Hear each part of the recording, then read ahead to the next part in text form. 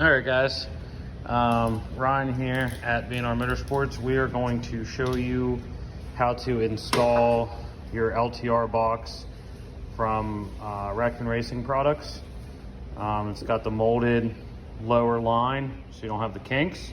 It's going to come with the overflow line. It's going to come with your bracket. The only thing you need to do is cut your stock hose off. So your stock hose that comes off of your emissions delete box on the YFZs needs to be cut.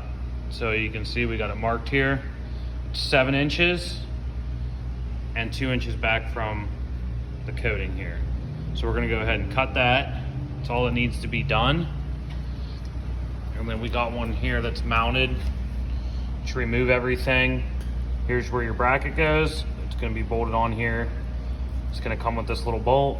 It's mounted up to your cable stay. Here's your box. It's gonna be mounted. We like to use these Oederker clamps, but yours is gonna come with the hose clamp. If you do have the Oederker tool, you can use that.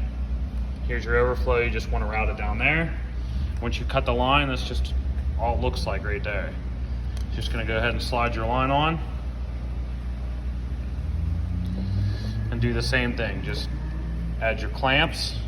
We use the Oederkers. You can use a hose clamp or whatever you want. And that's it. That's all you got to do. You're ready to go. Your oil's gonna, when you blow by your oil, it's gonna go into your box. It's gonna filter out and run back into your stator cover. If it gets too full, it's gonna blow out your overflow. But that's gonna keep you from blowing oil out everywhere. So pick up one of these boxes from our website and be ready to roll.